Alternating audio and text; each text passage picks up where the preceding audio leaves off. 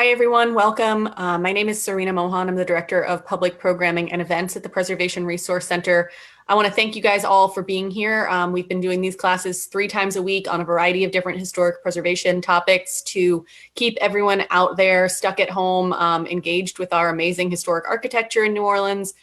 And we are so excited about today's presentation on the use of our historic infrastructure as a climate resilience tool. And we're really happy to see you guys all here. This is an incredible audience. I see some of you who are here have been to some of our other classes. I see the names of some amazing PRC members in the audience. I also see some new names. And I just want to take this moment to let you guys know that the Preservation Resource Center is a membership-based organization. Our members are what's making it possible for us to do these free, regularly scheduled programs during this whole time. So if you're a member already, thank you so much. If you're not a member already, please consider joining the PRC. Your membership not only makes things like this possible and all of the work that we do possible, you also get an amazing magazine, our Preservation in Print magazine, delivered to your door 9 times a year. You get amazing discounts on all sorts of programming. Once we're able to gather again, we will have incredible events. We do a Beams and Brews series, which we are working on getting up and running virtually next month. That will be open to members to get sneak peeks of historic buildings under renovation. So please do consider joining. If membership isn't necessarily your speed or you'd like to support PRC in another way, we also have amazing merchandise available on our website. We have a beautiful coffee table book called Building on the Past that really tells the story of the amazing historic buildings in New Orleans and how they were saved and how that really impacted our city. The photography in that book is beautiful. So please consider looking at that. We have t-shirts available. We have actually some brand new t-shirts. I wish I had one for you to model. I haven't been able to get out and to the office to pick them up yet, but we have amazing t-shirts. Please check them out on our website. They're comfortable for wearing around the house or on a stroll around your block. So without further ado, I want to get you guys situated in Zoom before I hand over the room to our amazing experts. So for those of you that are watching in the Zoom platform, you are correct that you are not on camera and you're automatically muted. So that is not an error. That's just to sort of keep things streamlined, but we still want to hear from you and we still want this to be an engaging discussion and dialogue. So for you to ask questions, please there's a Q&A box that you should be able to find on your screen. If you type your question in the Q&A box, we will get it. If we don't read it out immediately, we see them, we've got them, and myself and my colleague Nathan Lott will be moderating all of this and taking care of that for you guys. If you have a technical thing like, hey, I think my audio is messed up, but I'm not sure, you do have a chat function and you can chat directly at me or any of the panelists to ask those types of things. But keep your content-based questions in the Q&A channel wherever possible. If you're watching on Facebook Live, thank you for joining. We're really happy that you're watching. If you do want to ask questions, you should really, it's easier if you come through the system. You can try typing them in on Facebook and we are sometimes able to monitor it. But for the most part, if you want to ask questions at any of these classes, please come through the Zoom channel. I don't think that there's anything else administrative wise, but if you have any questions about anything, just send me a chat. So without further ado, I want to introduce Nathan Lott, who is an amazing teammate at the PRC. His general hat is to deal with all of our advocacy and public policy work, but he is also sort of our resident expert on climate resilience and how not only historic preservation can play a role in climate resilience, but really just how our built environment in general can be used as a tool, exactly what this talk is supposed to be about. So Nathan is going to take over the job of moderating this conversation today because he really is an expert on all of this. And he brought our amazing panelists together today. So Nathan, take it away. Thanks, Serena. Yeah, and I'll be brief here so that we can get to the meat of the conversation, but I just have a few slides to give proper introductions to our guests here. So you should be able to see them in just a moment. I get them going.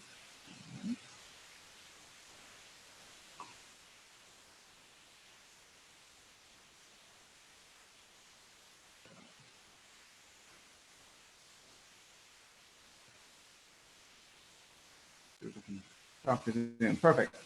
All right. So you know the topic of the talk today, and I'm really glad to see that we have so many people online. And I'm excited about the things we're going to learn today. This talk, I hope, will be part of a kind of episodic series in climate solutions. And it was inspired by and sort of builds on some articles that ran in the April issue of our magazine, Preservation in Print, another one of those great member perks. And those included a conversation with Stephen Bingler and Martin Penderson and our executive director, Danielle, about resilience, specifically on coastal issues. Conversation between Susan, our communications director, and David Wagner, architect that many of us know and have a lot of respect for, talks about doing a LEED certified project for the Historic New Orleans collection. And then finally, this conversation between myself and Carl Elefante, the former board chair, AIA North America. And that's really what inspired today's talk. So I encourage you to go read those articles afterwards. So this is the number that Carl calls out in our Q&A that I think is helpful context for what we're talking about today. 39%. So of global carbon dioxide emissions, the carbon pollution that drives climate change, 39% comes from the building sector. What does that mean, really? Well, this chart breaks it down a little bit more. This is a graphic from the UN Environment Program. And you see buildings are about half in terms of energy use, and then construction is another, buildings are about half and half between residential and commercial in terms of that 28% that is the operation of buildings. And then another 11% is the construction of buildings. And that's how we get to 39%. And this is another graphic from Carbon Leadership Forum that sort of shows what that looks like. You can think of the embodied carbon, all of that is the construction, and then the operational carbon is the use of the energy by buildings once they're up and erected and inhabited.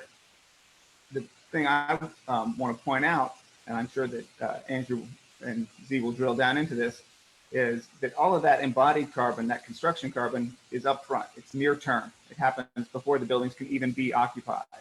And that's so relevant because we are dealing with climate change as a matter of urgency. And practically, this is another number that should mean something to us here in New Orleans, 50%. 50% is our carbon pollution reduction goal by the year 2030. So we really need to be paying attention to the sort of carbon plume that can come from still considered construction. And so we can harness our existing buildings to help keep that embodied carbon down and meet our local goals, which we now have had under two mayors, who both of whom have affirmed the city's intent to remain in line with the Paris Accords. So that's the context of our conversation today. And now I want to introduce our gifted panelists. The first will be Andrew Potts, who is representing the Climate Heritage Network and also the International Council on Monuments and Sites, ICOMOS, which is a global nonprofit. He coordinates their climate change and heritage working group. It builds on work he did when he was the executive director at US ICOMOS, the US chapter nonprofit here. And all of that built on 20 years or more work in tax credit finance and syndication with Nixon Peabody. He's a real expert in historic tax credits. And so it's entirely possible that you've been on a National Trust webinar and heard from Andrew talking about historic tax credits. He was awarded the John H. Chafee Award by the National Trust for his outstanding work in public policy. And then following Andrew, our next presenter will be Z. Smith, who is a principal and director of sustainability and building performance at SU Dumez Ripple, a very influential architecture firm here in New Orleans that has done great work in our city and outside our city, but particularly post-Katrina. I think had a great influence. If you've been to Crescent Park, they definitely get some of the credit for that. Z is not just a fellow of the American Institutes of Architects, but he's also a lead fellow. He has a PhD and he teaches adjunct at Tulane School of Architecture, and he represents the AIA North America in the International Union of Architects Sustainable Development Committee.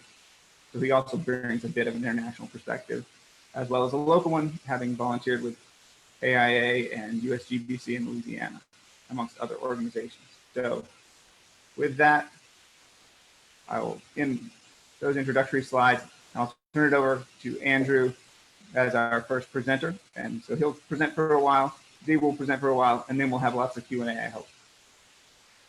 Hey, thank you very much, Nathan. I'm going to share my screen. Oops. Let's see. Let me try it one more time. There we go.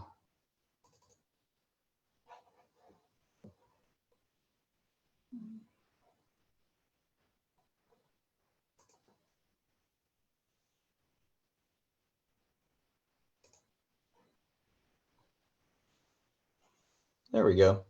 So as Nathan said, I work for ICOMOS, the International Council on Monuments and Sites. It's sort of the International Federation of Historic Preservation Professionals.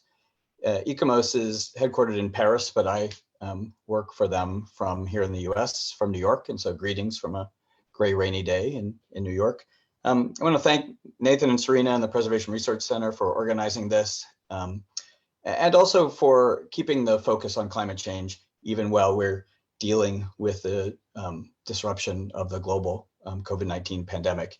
It's easier to say that NGOs should keep moving all their agenda items forward, even while we deal with the disruption of the pandemic. It's easier to say it than to do it, and PRC is doing it, and congratulations on that. I'm gonna, as you could tell from Nathan's introduction, I'm not an architect. I'm a historic preservation policy lawyer. So what I'm gonna try to do is give some of the policy context of the climate change issue and talk about how historic preservation, cultural heritage fits into it. And then I think Z will take you into architects' view of the world of how historic buildings are climate resource tools.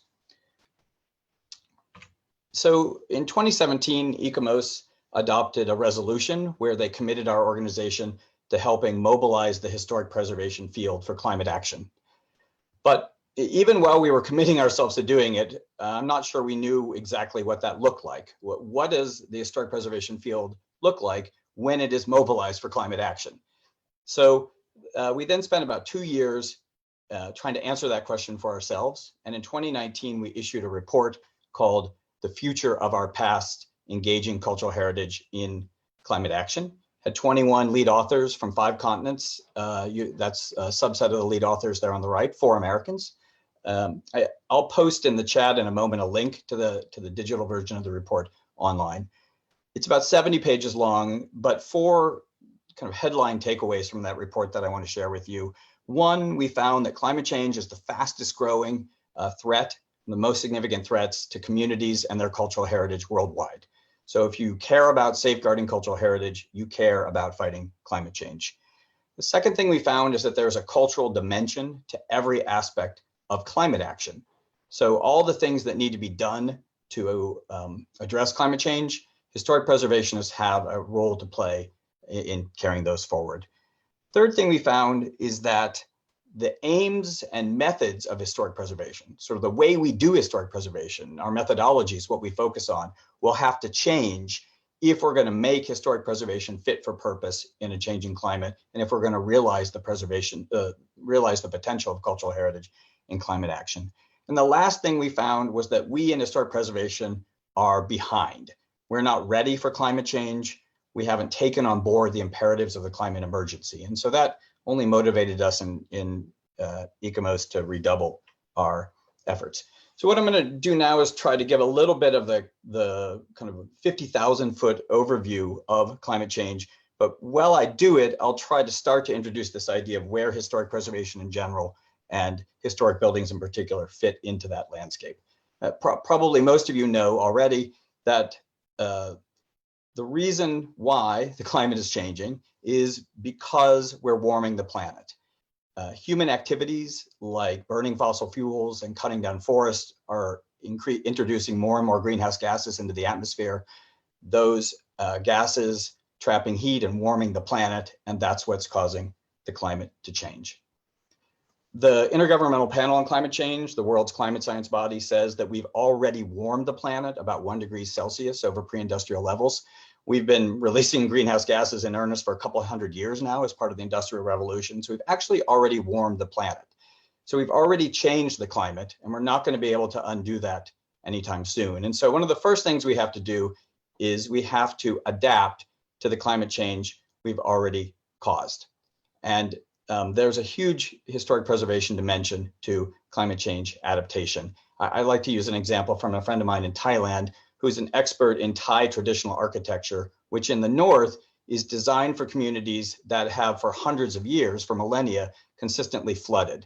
And so it is inherently flood resilient architecture. And what my friend Vitia is doing is helping transfer that traditional building knowledge into new construction in Thailand. And even more interestingly, teaching that technology in communities around the world that didn't used to flood, but now are expected to flood more because of climate change. And so we start with adaptation to the climate change we've already caused. Hold on, Andrew. Sorry, Yes? can I interrupt you for 1 second? Yeah, please.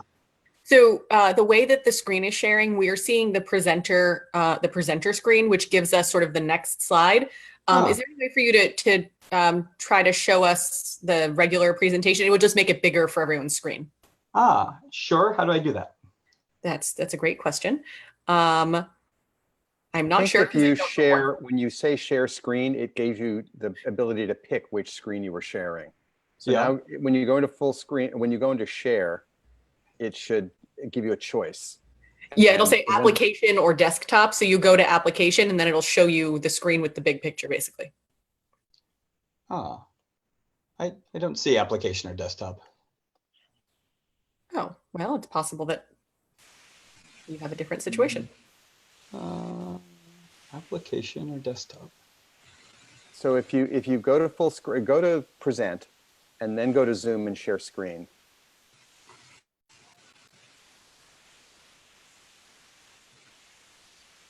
I have the choice to share screen, right? Yeah. So I click that, and then I see A my bunch of choices.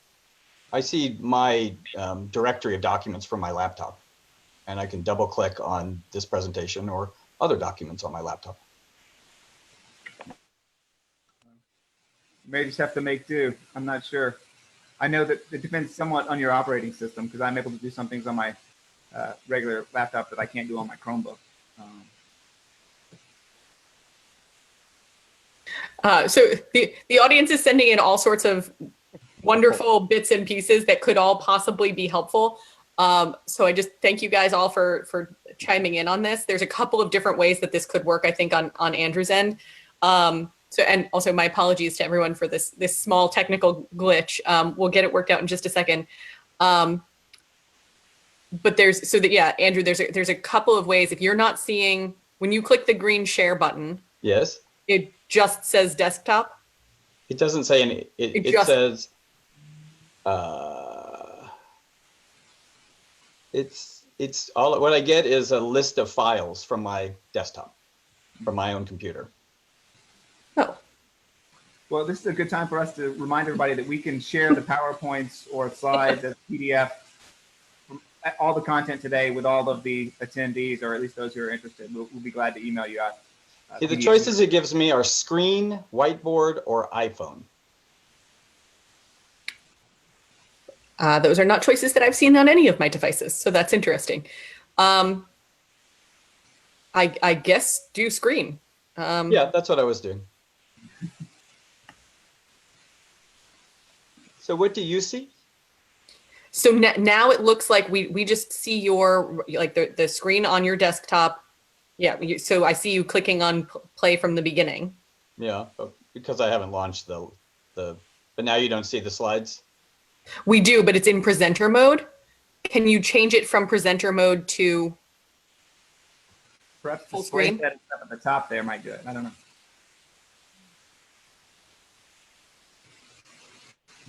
Maybe unclick this. Yep. Use Okay. How about now? Perfect. Ah, okay. You have to deselect use presenter mode. Okay, I actually Great. didn't know that. All right. Great. We did it. Awesome. Yay. Thank you. Sorry about that. So I'll skip ahead some because I think now we're behind schedule. Well, the point I was trying to make is that we've already warmed the planet. Climate's already changing, so we have to adapt to the climate change we've already caused. And I tried to sneak in there an example of how cultural heritage in general and historic buildings in particular can be a part of that response. But meanwhile, we continue to warm the planet. We're notwithstanding all the talk about climate change for all these decades, we're still releasing more and more greenhouse gases into the world, and we're making the planet even hotter, and thus the effects of climate change even worse. So we have to also work to mitigate future climate change. We have to work by reducing the amount of greenhouse gases we emit. And here's an example of Edinburgh Castle, a World Heritage Site in Scotland, where they've reduced by 40% the greenhouse gas emissions of that castle. And so I'll come back to this topic of buildings and greenhouse gases in a minute. But I want to keep talking about sort of the big picture of climate change. So we're trying to reduce the greenhouse gases so we can mitigate climate change so it won't get even warmer than it is. But the trajectory of our emissions and our warming and our climate change is such that we have enough change locked in that we're going to experience loss and damage. There are limits to the adaptive capacity of every system. There are limits to our ability to deal with the change we're already locking in. And so a third thing we have to do is prepare for loss and damage in general, and prepare for loss and damage to beloved cultural heritage in particular. What you see in this picture is a colleague of mine from Fiji who's working at a village, Vunandogaloa, that is being relocated by the government of Fiji. The government has determined that because of sea level rise, the location of the village isn't viable for continued human occupation. And so what the Fiji Museum is doing here is documenting the cultural resources of the community before it relocates. And then finally, we need to build the capacity and ambition of communities to work on climate change. And to illustrate the role of cultural heritage in that, I share with you in this slide a picture of an archaeologist, Isabella Rivera Colazo, who's working in Puerto Rico with a precarious community on the sand dunes there on the north side of the island, expected to not be viable in the future for continued human occupation. And what they are doing is using local knowledge and traditional knowledge to reseed the sand dunes, and at the same time recover some indigenous Taino archaeology that will also be lost to sea level rise, which has never been documented. So they're using traditional knowledge to buy themselves time before the community has to move so that they can develop adaptation strategy. So these are sort of four main dimensions of climate change, and you can see they all have a historic preservation aspect. So I said at the outset, we want to reduce greenhouse gases to mitigate the effects of climate change. How much should we reduce them? Well, this is the exact subject of the Paris Agreement, which is sort of the global agreement about climate change. The Paris Agreement commits countries to try to hold global warming below 2 degrees Celsius over pre-industrial levels, and to use efforts to keep it closer to 1.5 degrees.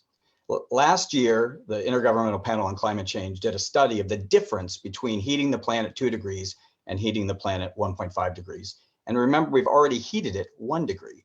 And what they found was that the difference is catastrophic.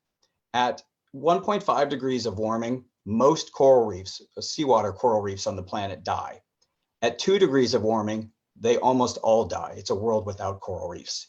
And that outcome can be extrapolated to a lot of different heritage values as well. The impact on heritage is catastrophically different at 2 degrees of warming than 1.5.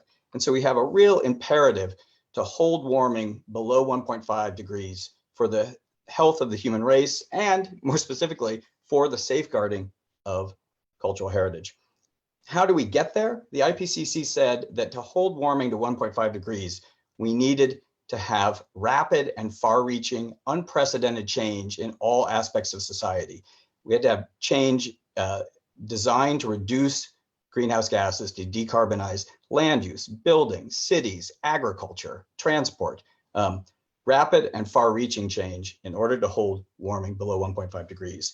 So now I'm going to just talk a little bit about the role of historic preservation in supporting rapid and far-reaching, unprecedented change, decarbonization in various sectors of society, and then I'll come around at the end to buildings. This is a chart of where greenhouse gas emissions come from. And Nathan showed you already one pie from this chart, the buildings pie, but of course, that's only one of the aspects. There's also agriculture, there's also land use, there's also industry, there's also transport. Cultural heritage is a transversal issue. There's a cultural dimension to every single one of these pies. Cultural heritage and culture help determine the consumption and production patterns of human beings and thus help determine their greenhouse gas footprint. And so historic preservation actually has a remit in every one of these pies, not just buildings. A big one is tourism. So one of the fastest growing sources of greenhouse gas emissions is tourism.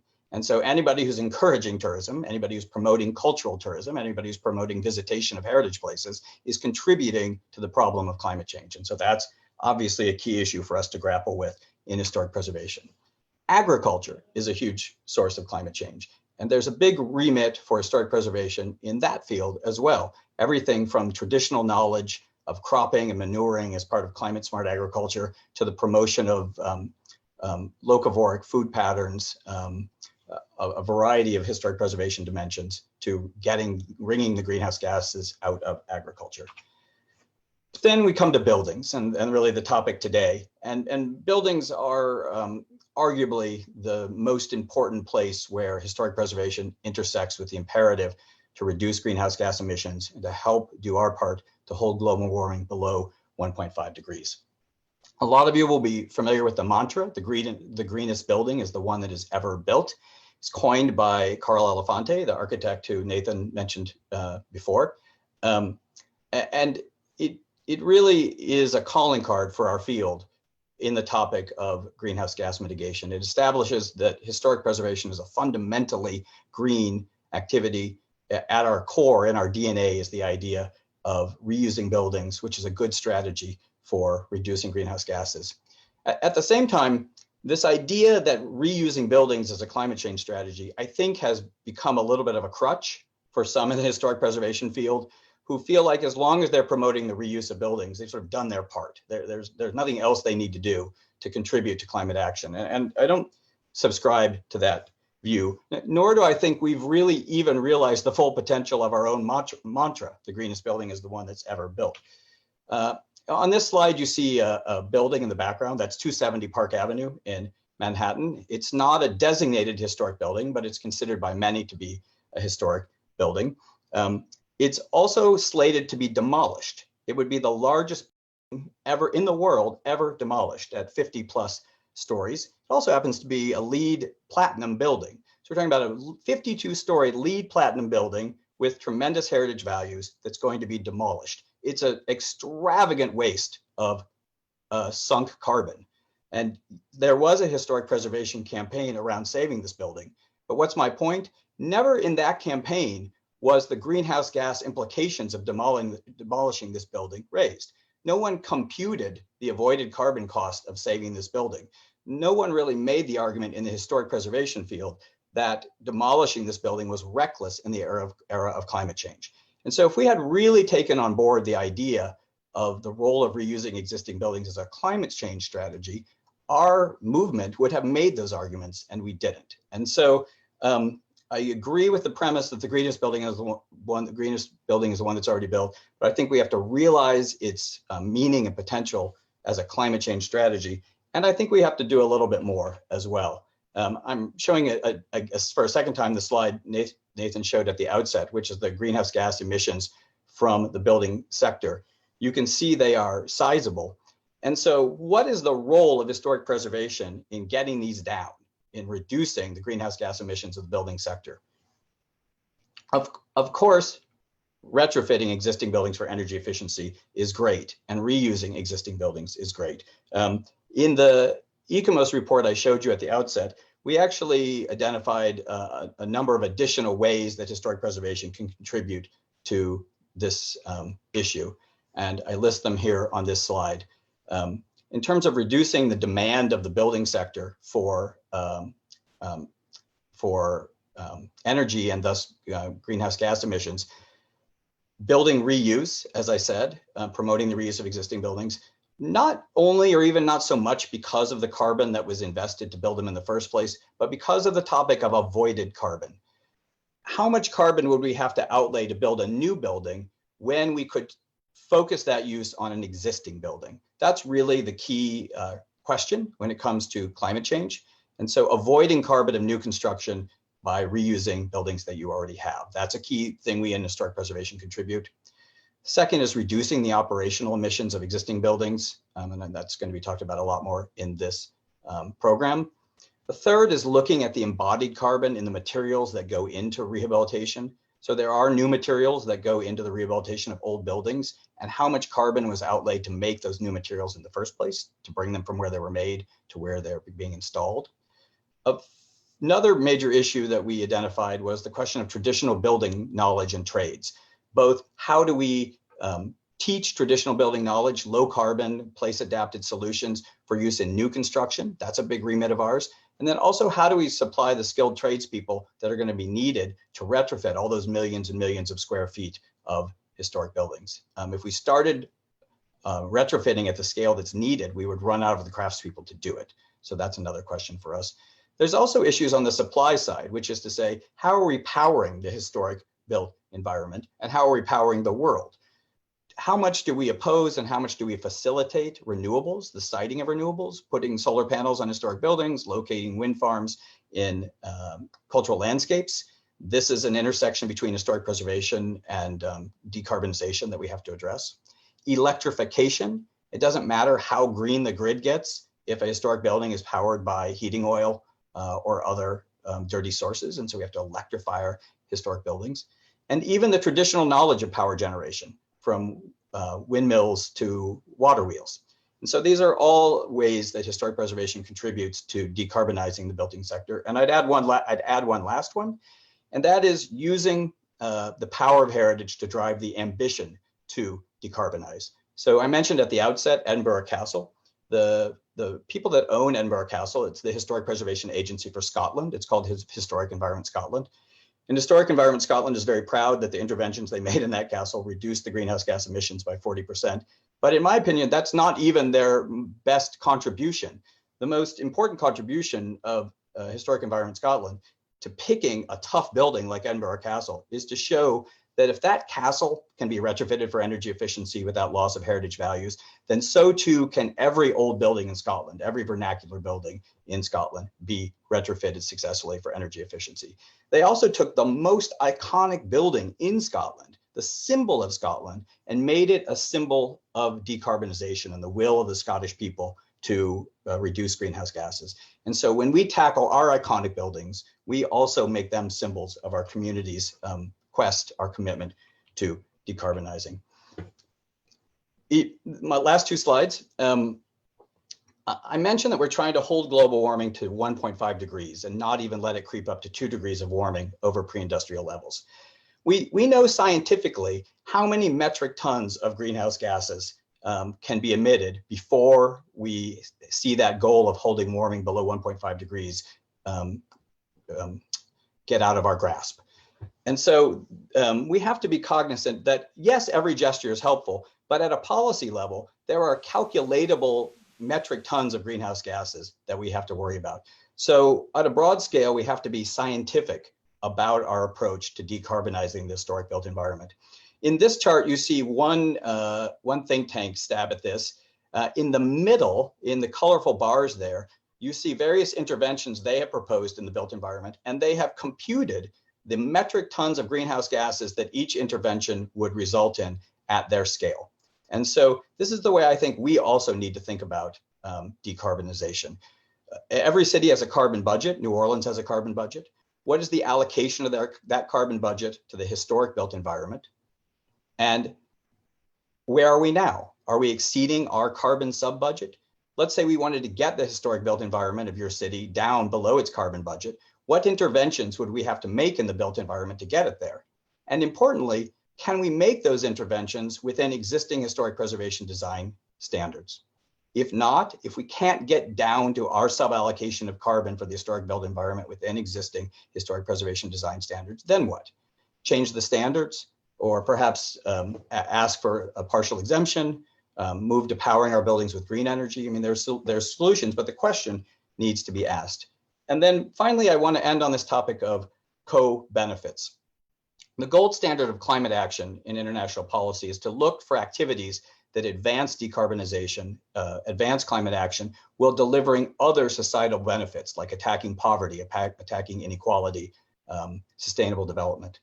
Cultural values are assets to the community. And so what we want to look for are strategies that advance the conservation of cultural values while advancing decarbonization. So co-benefits, doing two things at once.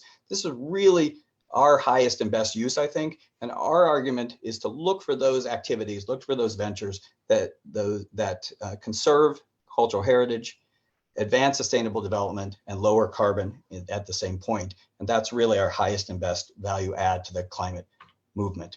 To conclude with a plug for the Climate Heritage Network, there are a couple hundred arts, culture, and heritage organizations around the world that wanted to be more ambitious in tackling climate change. And we formed an informal network to keep in touch with each other and to share best practices. I'm proud to say the Preservation Resource Center is a founding member of the Climate Heritage Network, along with heritage organizations from India, from Africa, from Europe, from South America, all around the world. You can learn more about us at www.climateheritage.org. And with that, Nathan, I turn the screen back over to you. Well, thanks, Andrew. That was fantastic. Just the right balance of urgency and optimism. And I think that our next presenter, Z, will help us take a look at this, no pun intended, from really concrete examples. And I'll just remind everybody before Z gets started that if you've got questions inspired by the presenters, we're going to do Q&A at the end of Z's presentation. So you can go ahead and chat them into the Q&A box down at the bottom of the screen where it says Q&A. We've got one in there and glad to have some more. All right, take it away, Z.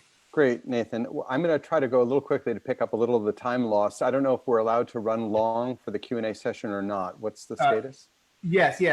Okay, good. The technology will allow us to keep going as long as we want to. We can go an hour and a half or 2 hours. Well, some of the participants may have other obligations. Right. We want to be respectful of your time. But yeah, Yes. Technology is good for us.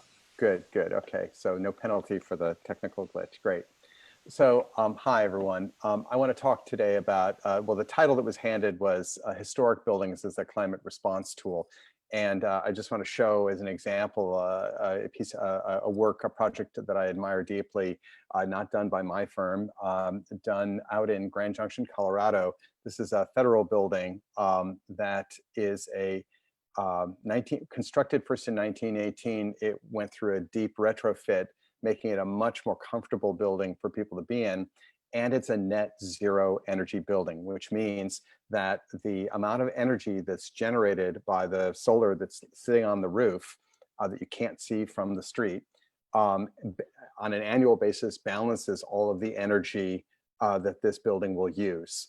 And so it's sort of an example when people think that you have to, that you can only make net zero buildings or you can only make energy efficient buildings if you start all over again.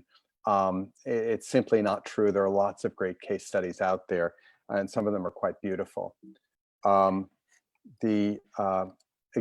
Another example that many people may be familiar with is the Empire State Building. The Empire State Building, built obviously in the 30s, really, if there isn't a single iconic building, this has got to be it. It has operable windows. It was retrofit in 2009. I visited it, visiting the headquarters of, I think it's Architectural Record Magazine. Has a floor within the building, and yep, it was a nice day. They had the windows open. That building uses 80%. It uses less energy than 80% of energy per square foot per year than 80% of all office buildings in America. So this is a building that was not designed for great energy efficiency, but while preserving its architectural character, they've managed to make it one that's both delivers the highest levels of modern comfort at very low energy footprint. Closer to home in New Orleans, this is the Elks Place building. It was built for the Elks Society. It's why it's very strange. It's Basin Street, if you go cross canal, it's Loyola if you go out past the library. But for 2 blocks, this street is called Elk Place. And if you look at the other street sign, it's called Elks Place. It's all because of this building built for the Elks Club. That then in the 50s became an oil company headquarters building for Gulf Oil, and then was eventually donated to Tulane University, which our firm was fortunate to be selected to do a renovation of originally the floors 3 and 4 and the entrance, making it handicap accessible. And then later they've moved through and we renovated the 5th floor and so on. This building achieved LEED Gold certification and at a much higher level of comfort for the building occupants, better daylighting, better views, and so on, and putting a sort of a completely modern program, the School of Social Work, in a location that's really great because it's they work with a lot of neighborhood organizations, they have partnerships, and they wanted a building that was really easy for people to get to. And this is the street that has the highest concentration of bus service connecting to all ends of New Orleans. And so it's a highly connected urban building that's also a great energy and comfort and air quality performer. But it's one thing to talk about historic buildings as a climate response tool, but it's also good to note that it's not just what sometimes we talk about precious historic, but mid-century modern buildings their preservation and restoration is likewise an opportunity for climate response.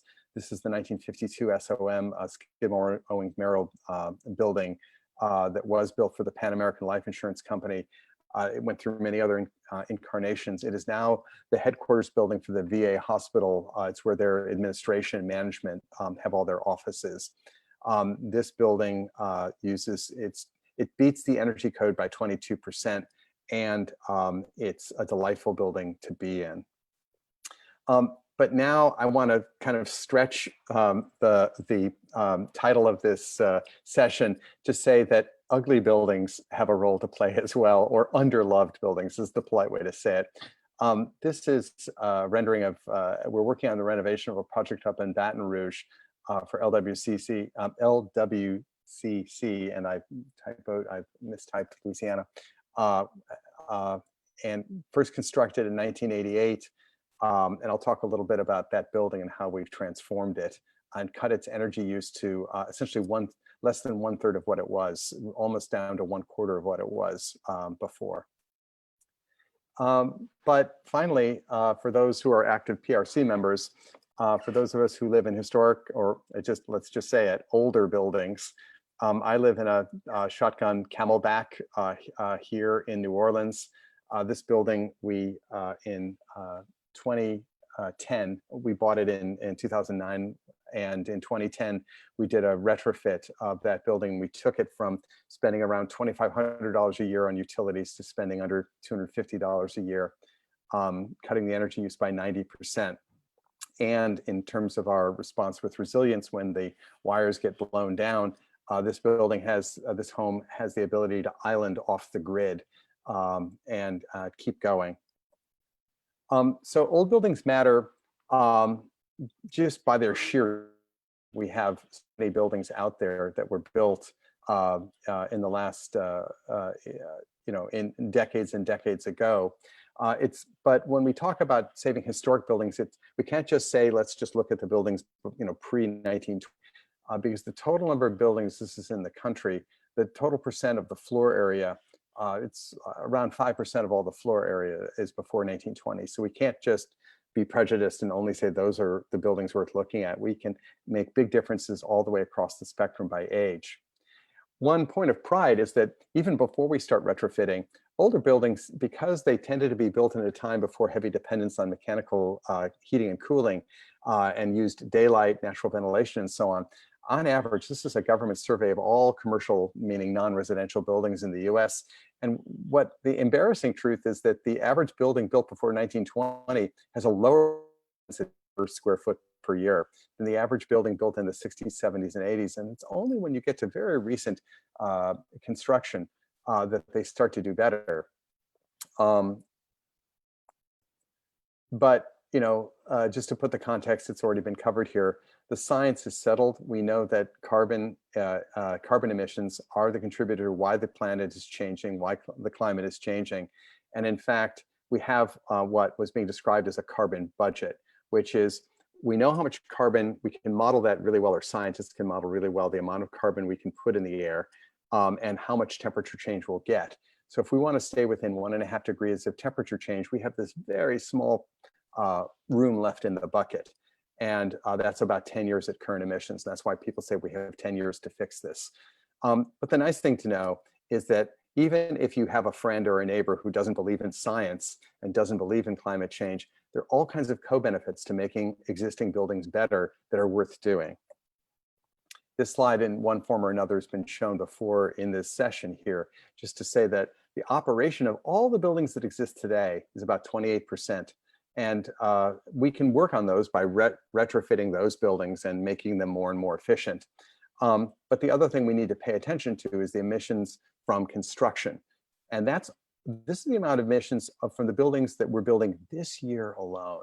So we're talking about, this is why it's so important to renovate when we can, rather than always knock down and do new construction. The other thing we can argue for is argue for cities, because when people are in denser places and can get to where they need to get by biking, by walking, by taking transit and so on, that means a lot less emissions are happening due to transportation.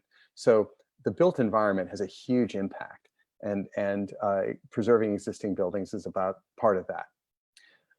This is an example of, we looked at the emissions. A member of our staff, Kelsey Wotilla, did a simulation of the emissions to build a new building of that building up in Baton Rouge I was showing you. And structure is the lion's share. This is the emissions from this is a plant that's, I think this one's making aluminum. But the emissions due to construction materials that you use to build structure, the columns, the beams, the foundations, and so on, that's huge. All of the exterior, the brick, the glass, the insulation, the roof, it's noticeable, but that's an orange there. And then all the stuff you stick inside a building, it's really quite small. And so even if you gut out the whole interior of an existing building and rebuild it, that renovation emissions and maybe strengthen up the structure, the emissions to do a complete gut renovation of the building is still very, very tiny compared to knocking it down and building it new. So here's an example of that sort of humbler building. You know, the other reason to do these is that, you know, these buildings, this is a 80s building. This is not a super humane environment. And this is what it was like. And when we interviewed for this project, they selected our firm because they said that their actual problem is that people are uncomfortable. They're too hot, they're not comfortable in the building, they're too hot or they're too cold. But also they're finding that for some reason, as they put it, millennials don't want to work here because this is what they're offering them. And so we went through and we showed them this was an old data center building that we had carved holes into and reconnected daylight and views and so on. And by improving air quality and the environment for occupants, we made this building worth preserving. So in the case of this project, what we did was we carved through these set of holes and made this building attractive to walk up and through and connect on out and have social interactions. And so this is one of those connector spaces. But what's really interesting is in this building, we didn't even touch the building envelope. All we did was change how to do the building envelope, meaning the walls and the glass and so on. But all the interior stuff we changed out, carved these new holes, improved the views, and then changed the heating and cooling system. And by doing that, we were able to cut the energy use to almost 1/4 of what it was before at higher air quality. So in the old days, everybody was always obsessed with looking at the operational energy, meaning the energy it takes your utility bill and the emissions that are happening due to the utilities generating the power. And so you didn't bother with looking at the emissions of what it took to build the building. So this is how much it took to build that building, that 8-story building. And this every year is the emissions due to what happened as the power, due to their power bill. We went through and renovated, and now this is their, they're still going to be consuming energy. They can choose to sign up for cleaner energy, but the point is we've kind of really flattened the curve, so to speak. And in fact, the carbon of doing this whole major gut renovation was paid back for in less than 1 year. Now this can happen, to bring this back home, this can happen at a much tighter scale. This, our own home, we came in, we lived in it for a year. We did a deep energy retrofit where we left all the interior walls up, but we fixed the insulation in the attic. We fixed the insulation underneath the building. The building's up on piers. We're on a relatively, comparatively high elevation on the sliver by the river. We added solar, and then just last year we added battery storage.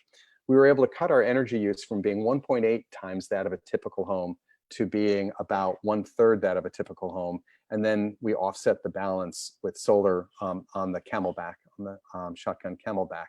And through that kind of transformation, that kind of intervention can make a more comfortable home for everyone, a more resilient home for everyone, and a better New Orleans. So zooming way out, the dark orange bars are all kind of reddish bars. Those are the carbon emissions of all of the advanced economies in US, Europe, Japan, and so on. Meanwhile, to absorb and to provide a better standard of living for people in the developing economies, there have been continued growth in emissions, but they've actually started to flatten worldwide. But of course, we need to take those emissions to zero. Now, the hopeful thing is, this is the story, this is a chart of the total carbon emissions in the United Kingdom starting in 1860. And they now have twice as many people at 4 times the income, but as 1890, but their carbon emissions are actually lower than what they were in 1890. And so that commitment to the deep retrofits of existing buildings, cleaning up our power grid and so on, we can make these kind of transformations, and we can take the carbon emissions of between 39% and, depending on if you count the transportation component, we can take the carbon emissions, put us on the path to net zero carbon in a time scale for really helping preserve what we love about the planet. That's it. All right, thank you, Z. That was excellent. Really inspiring examples. Appreciate that. I've got a few questions in the chat to start us off, and if folks have others, they can add them.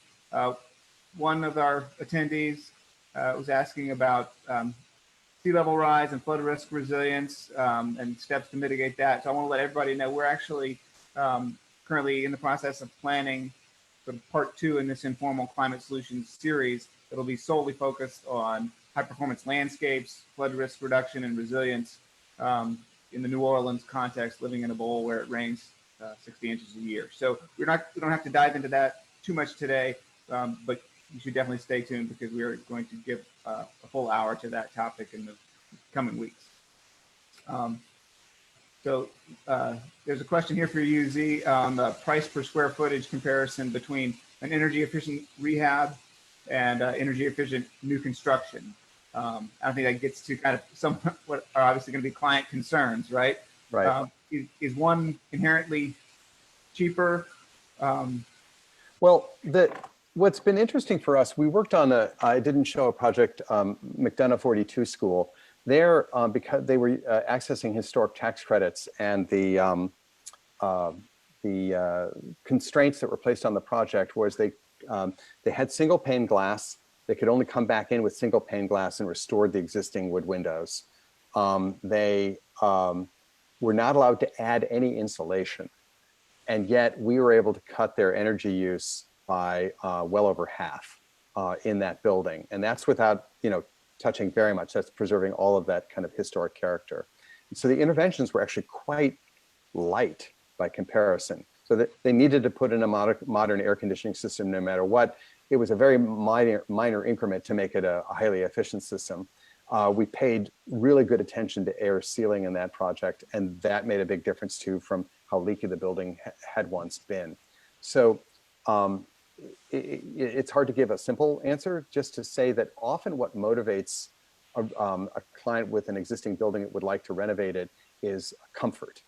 And so the question is, what is the payback on comfort, right? The people often say, what's the payback on that investment you just made? And the answer is, my workers were uncomfortable and the air quality was crappy, Now the workers are comfortable, the air quality is much better, and my energy use is 1/4 of what it used to be. But I didn't do it for the energy savings. I did it because I needed to attract and retain workers in the case of those commercial buildings. So I think sometimes the way we do the math is a little crazy. So it's true you can do energy efficient new construction, but what I've been surprised by, at least in a lot of our work is in this climate zone, the cost of doing super efficient upgrades to an existing building are always less.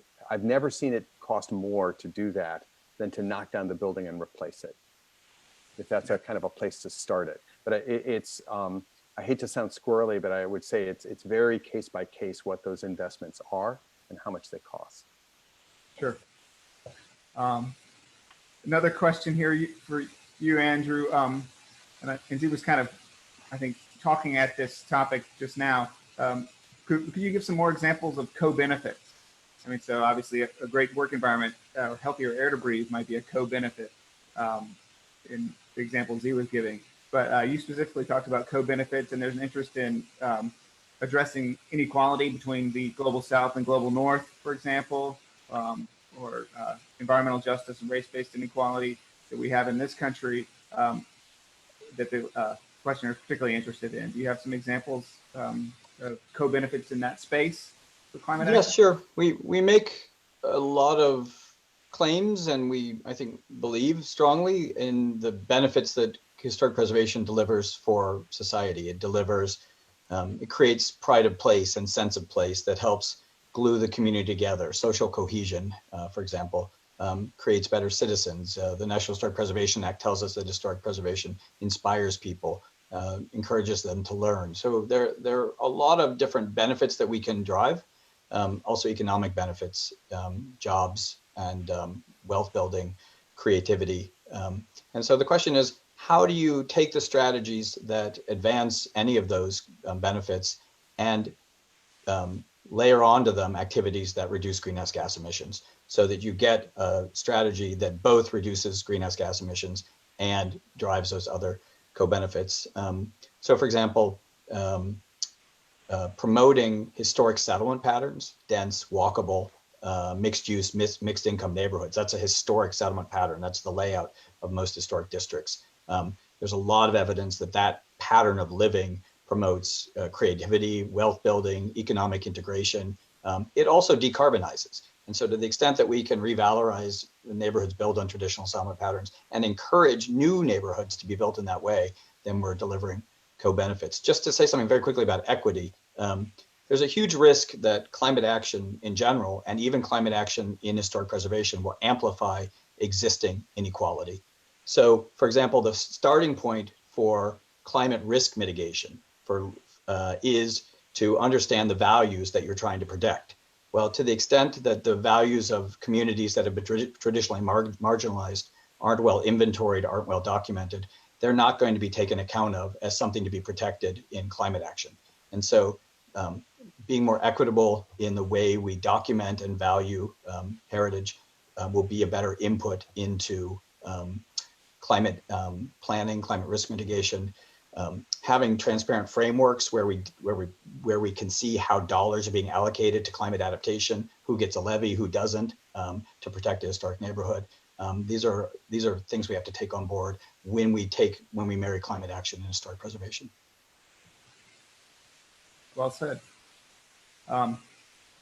There's a couple of kind of practical questions here, I think probably inspired by your home example, Z. And now that we've seen it, we're going to have to get you on a shotgun house tour when we're able to resume doing those. But one person was asking about Tesla's solar roof program, and I don't know if you have any information on when that might be up and running. And they were wondering whether that would be approved in a historic district. Generally, the HDLC has approved them if they're not highly visible from the street, is my experience, but you might have some experience from your own there. And then, yeah. So another question just generally about what can be done to make existing buildings more energy efficient. Sure. So, you know, I heard a speaker years ago said we should stop living in sieves. we can have, I have a beautiful operable window here next to me. That's a historic preserved one.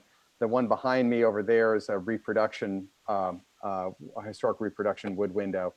Um, if you can find, I think Andrew spoke to the skill sets necessary. It's incredibly hard to find someone who knows how to take apart and restore a historic window so that it can be tight when it's closed, and yet you can throw it open when the weather is delightful. That's a hard problem. So for those interested in serious preservation, I think that's, there's a skill shortage.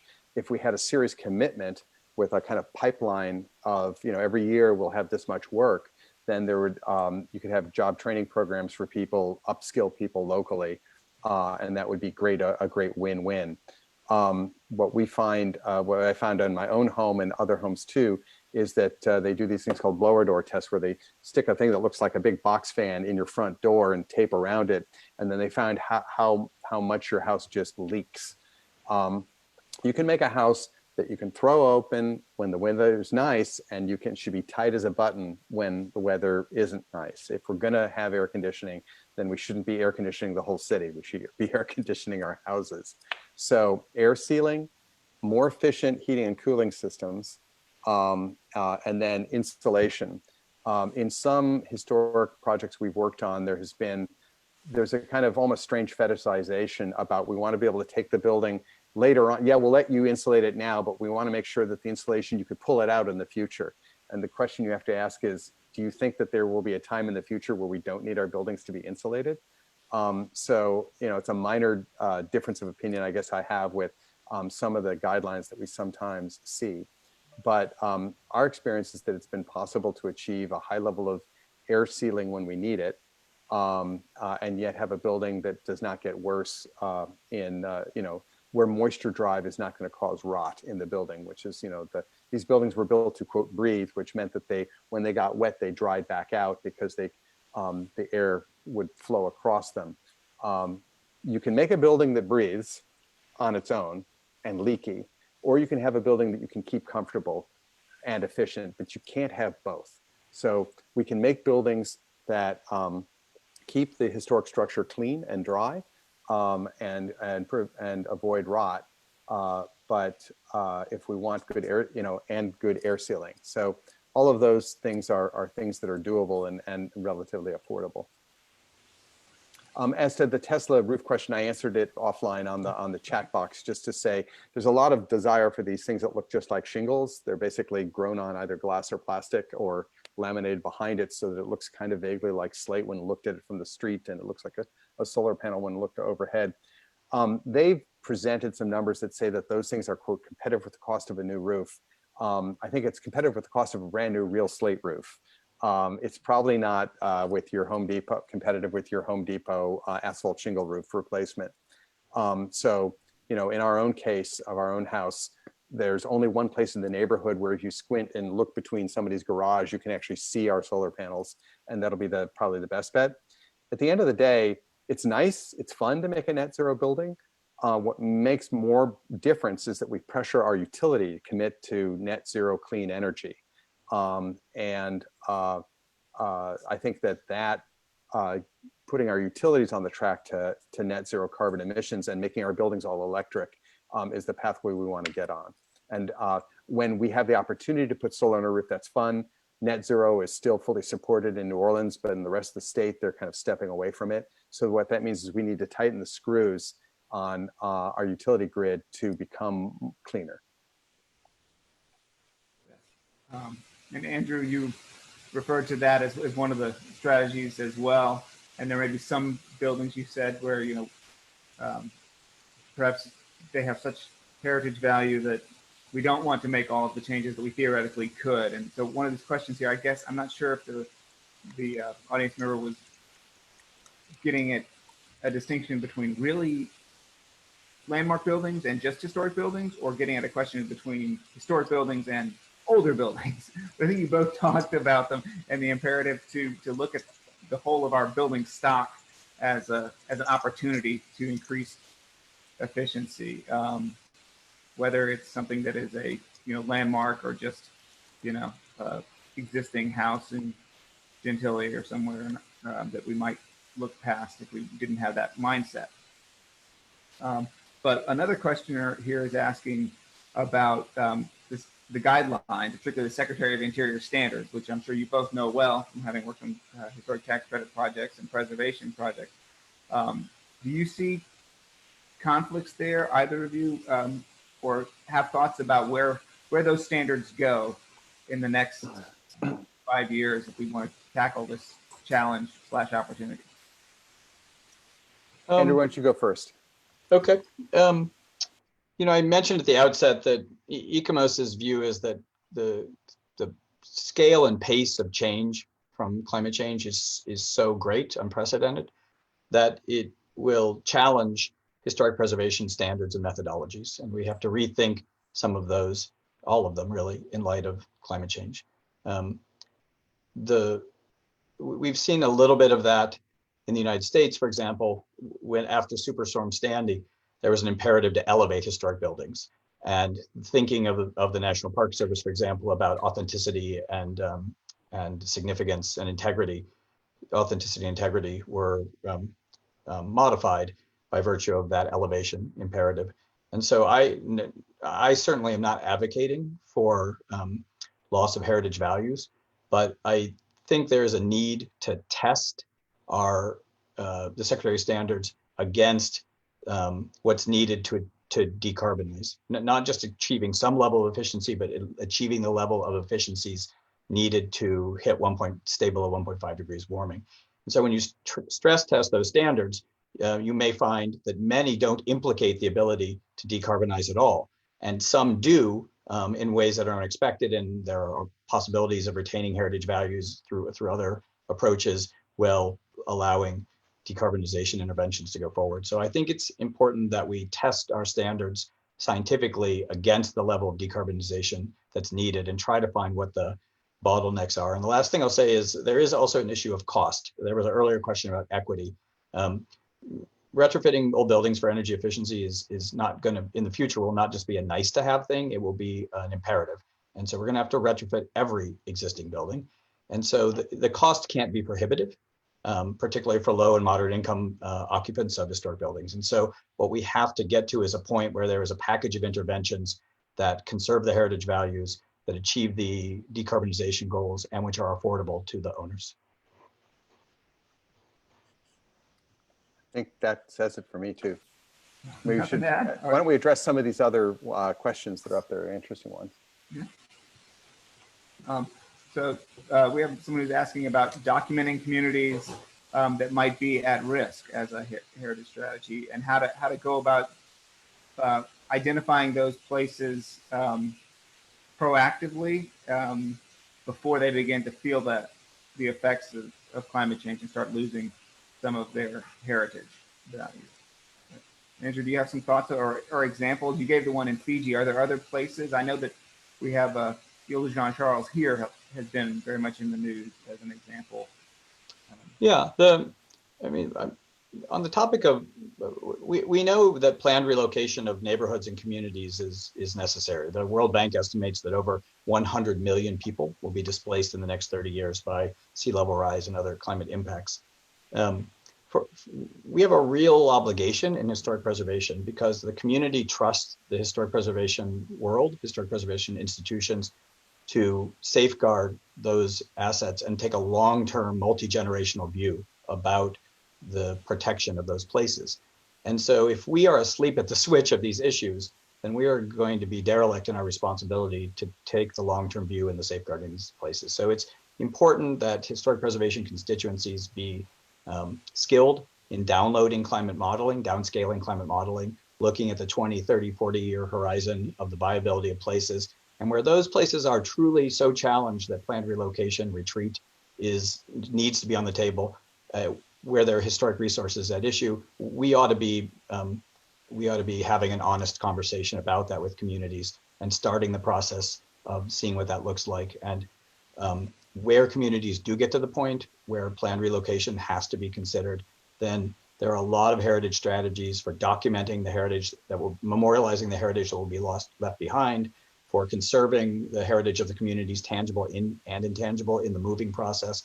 and for using cultural heritage to help in place and settle people in their new locations. So a lot of implications, most of which are not being discussed right now, because even in communities where planned relocation really should be on the table, it's often not being put on the table, even by the heritage authorities who are supposed to have the multi-generational viewpoint on things. Anything to add, Z? No, I think obviously we're all here. I don't want to say whistling past the graveyard. We're all here in New Orleans, right? Which we hope we love and we hope can be here. We know that we are living on borrowed time. We have to get to net zero carbon. Then we actually have to start sequestering carbon really fast to get. It is possible. You can imagine a world 100 years from now where we've actually gotten back down to 350 parts per million and out in the CO2 in the atmosphere. We're at 410 now. We were at 300 or less when I was born. So we can get there. It is the greatest challenge of our generation. If you had asked me this question 3 months ago, I would have said, oh my God, what we would need to invest to make a massive transformation in climate change, we would need to muster maybe $1 trillion, maybe $2 trillion. But of course, we can't possibly ever muster that, on short notice. And yet our federal government has just printed $3 trillion to address the health crisis that COVID-19 has brought on us. And so I think my takeaway from the current crisis is not just how much we love our city, how much we love each other, but also how when the will is there and we recognize it really is a crisis, we can find the funds to do what needs to be done. And it would be, the neat thing is that it's a better world that we're envisioning. I mean, we're spending trillions now to try to minimize and assuage the damage, and still lots of people are hurting, and many people have died. It's a better world that we're talking about, a world that's more fun to be in, that has the heritage preserved rather than keep losing it, that is more comfortable buildings to be in, and so on. We can get there if we can build the political will. It's nice to do demonstration projects. I'm proud of my own home. I'm proud of the historic projects we've worked on, but we need to work, as Andrew's implied, at scale. And so it's good to live a virtuous life yourself, but it's much more important who we elect. What we tell our elected officials is important. And if we can communicate that this is the issue of our time, it's the opportunity of our time, then we can create just a better world, and it'll be a more comfortable world, a healthier world, and one that can endure. And I think that's what this is all about. These things, when you think about what is people who are interested in preservation are people who are able to think in time. Sustainability is about being able to think in time, to think about, is this a way that could be going on a century from today? That's the world we should be moving to.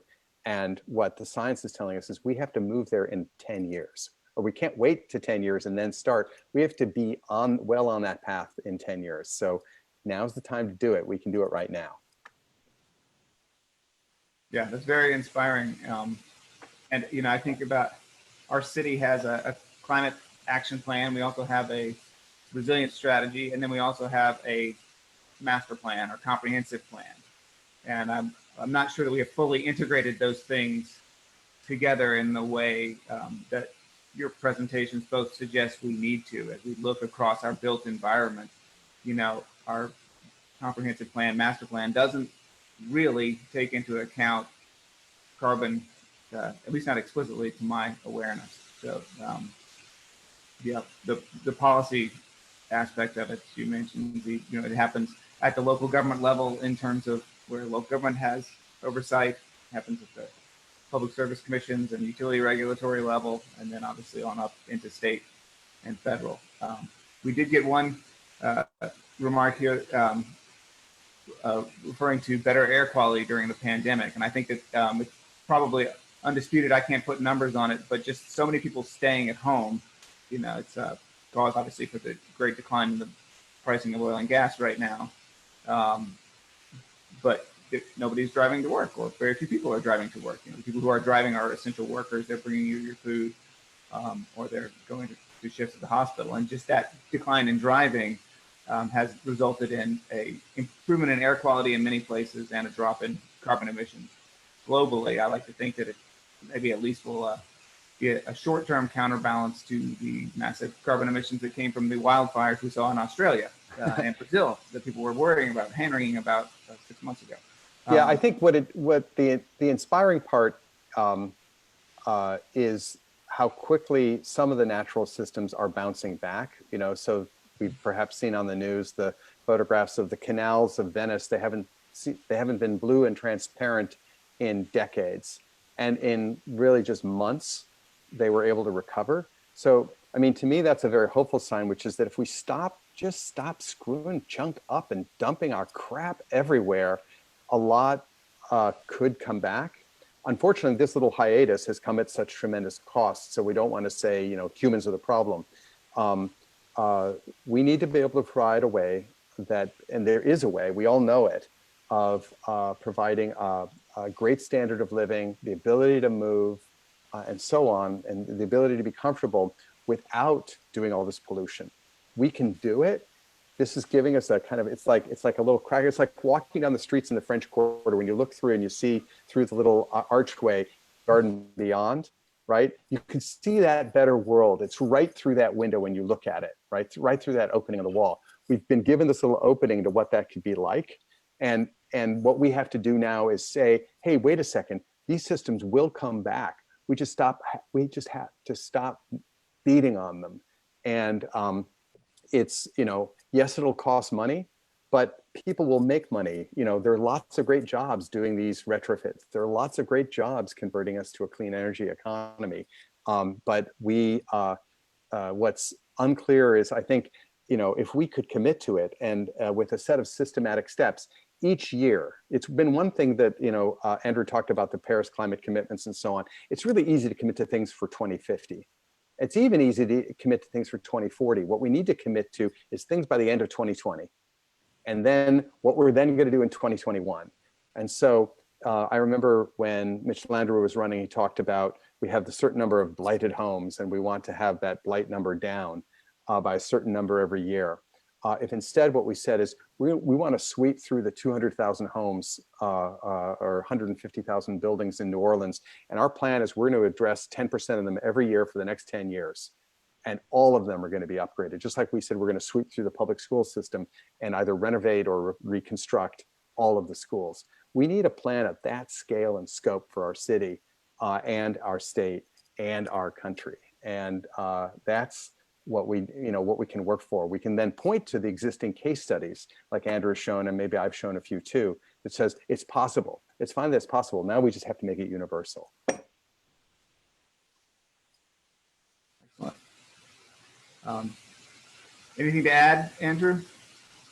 Well, I think Z says it well. I mean, I think there's a mistake in analogizing too much between the COVID-19 shutdown and climate action, because there's a misimpression that climate action would depress economic activity. And exactly as Z said, a green transformation of the economy would be more prosperous, create more jobs. And so more vitality, more activity. And so in that sense, a green future doesn't look anything like the COVID-19 shutdown. But hopefully there are techniques and tools that we can learn from this experience, including having this webinar instead of all traveling to be together, that can point the way to changes that we can make. And I think Z's exactly right that the most revelatory element of all this COVID-19 response to me has been the realization that if we need to outlay 2-3 trillion to solve an existential crisis to humanity, we can over in a week.